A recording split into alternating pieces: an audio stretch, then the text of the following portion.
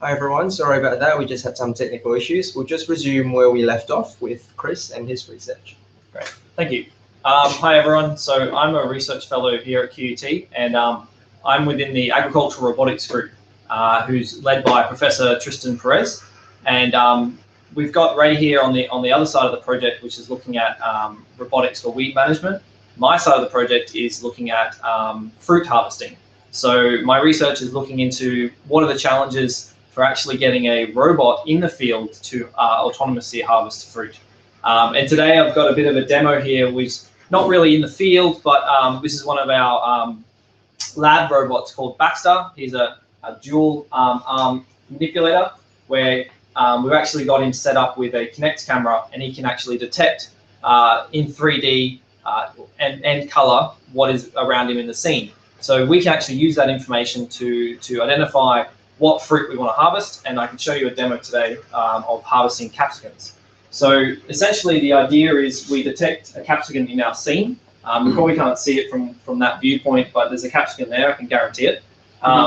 And we use the 3D information to plan the robotic movements of the arm. So this identifies where objects are in the world and where not to collide with them. So once I actually tell the robot to pick the fruit,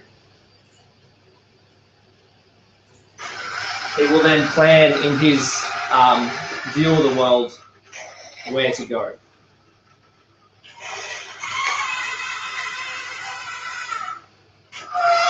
So this is a very simple example, and we're trying to achieve this in the field. So there's additional challenges and problems that we're trying to tackle. Essentially, how do we identify the shape and orientation of the capsicum using 3D information, and also then identifying how to actually grasp the capsicum as well.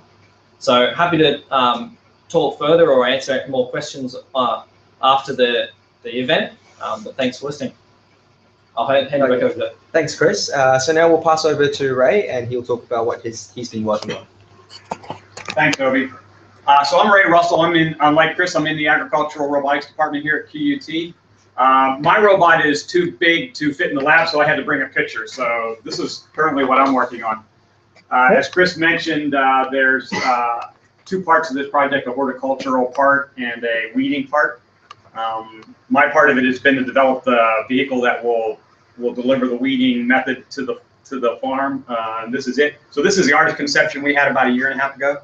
The vehicle is actually completed. It looks very similar to this. We're about 2 weeks out from serious field trials. So the effort now is going to be switching to the weeding mechanism that will go underneath of it. And right now we're still doing the research on what method we're going to use. It could be mechanical, it could be microwave, it could be spray. So the vehicle itself is about the size of a small car. It's very lightweight. The idea being that we're going to replace one large human-driven tractor with like 5 to 10 of these. So rather than have a single point of failure that you would have with a large tractor, if one of these goes down, then the other 9 could pick up the workload from the one that's in repair. Yeah, so that's about it. Yeah, for it. We can link the time-lapse one. Okay. So maybe if we have a chance to do this again, we can come down to our lab and you can see the vehicle in the flesh. So I invite you guys to do that. So the other thing they wanted me to talk about was another project we're working here at QUT, which is a robotic submarine to control the infestation of crown of thorn fish or crown of thorn starfish that we have threatening the Great Barrier Reef right now. Professor Matt Dunblabin here at the university is working on this project, and this is it sitting right here in front of you.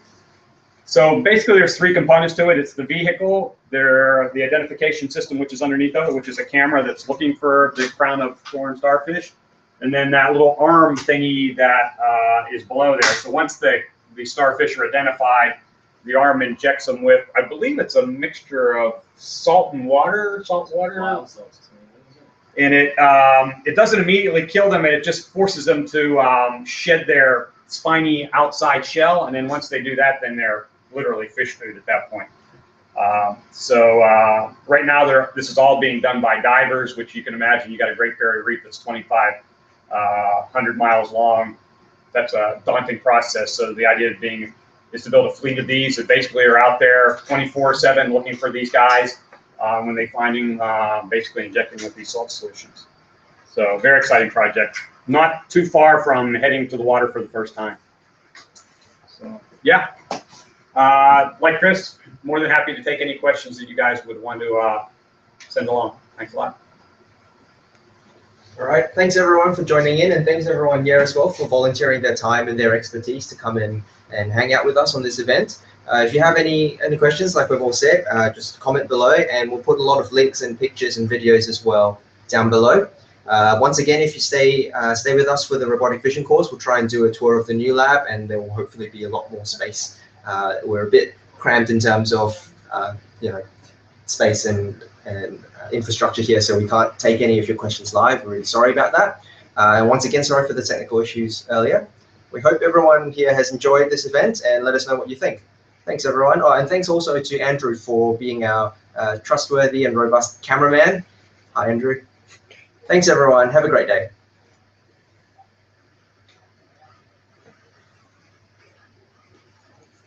Thinking best. Come on.